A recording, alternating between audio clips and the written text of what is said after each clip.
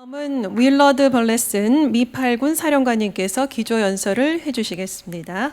자, 앞으로 모시겠습니다. 큰 박수 부탁드립니다.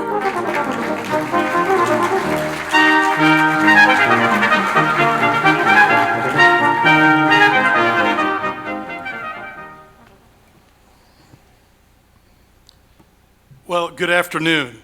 And I feel like before I should give some remarks that we should really recognize and applaud the group of young people that spoke to us before me. So how about giving them a round of applause?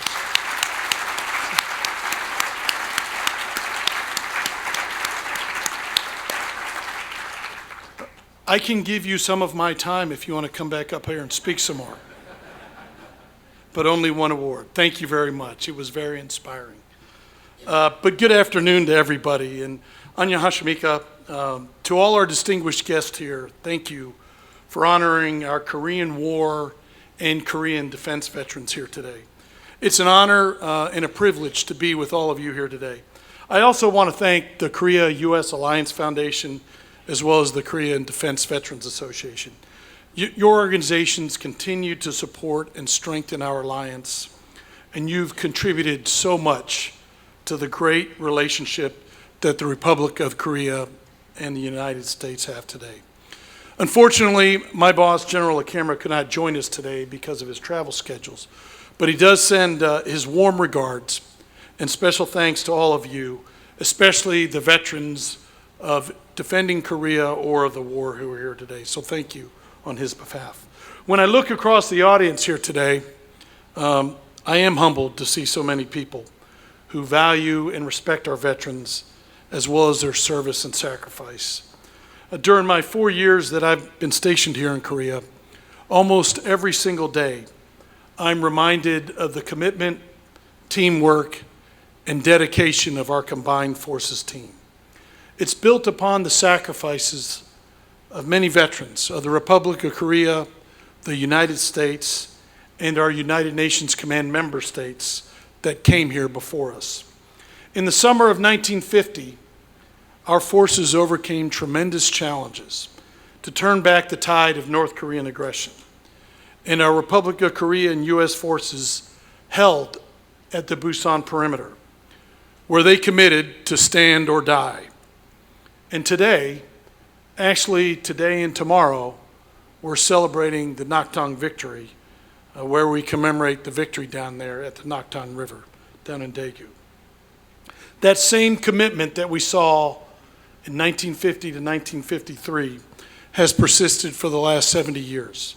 Men and women from our nations have stood side by side, defending our homelands and improving their combat readiness. It is no wonder that we share common values between our countries. And today, our militaries are bonded by the sacrifices of our fallen and our experience. It is the noble work of our servicemen and women, our national leaders, and our audience here today that preserve the legacy of our fallen, our commitment, and maintains our focus on threats to free and open societies. As a witness to our combined forces, operations, and activities, I'm proud that our organizations continue to improve upon the example set forth by our previous generations. We are truly one of the most prepared, combined joint teams on this earth. Our combined forces and our United Nations Command member states not only preserve the legacy established by our shared history, but they build upon it. Our combined readiness does not come easy, though. When we say fight tonight, it means we must be ready. We owe that to our homelands and to those that have come before us. A well-led, well-trained, well-resourced, and ready military is essential to maintaining peace through strength. One of the reasons CUSAF and KDVA are so important to our mission in Korea is because our veterans' experiences and stories reinforce the truth that readiness is better learned through training, than purchased in blood on the battlefield. While our forces may have struggled in the summer of 1950, By the summer of 1953, they had developed into a truly capable, combined, joint force team that are the linchpin of our alliance. But we must acknowledge the cost in blood that it took our militaries to gain such proficiency. We must also remember that while the Combined Forces Command is the military engine of our alliance, United Nations Command member states have sacrificed alongside our men and women in uniform. Many of you are familiar with the contributions by British forces in the cold, bloody battle of Zhangjiang Reservoir, or by French forces alongside the American 23rd Infantry Regiment at the Battle of Chip-Yong-Ni, our first victory. But even beyond United Nations Command, many other nations contributed military, material aid, non-lethal assistance, or medical support to the Republic of Korea during the Korean War. The strength of many nations made the difference. And today, because of the ironclad commitment to the alliance, we stand together ready to respond should that armistice ever be challenged.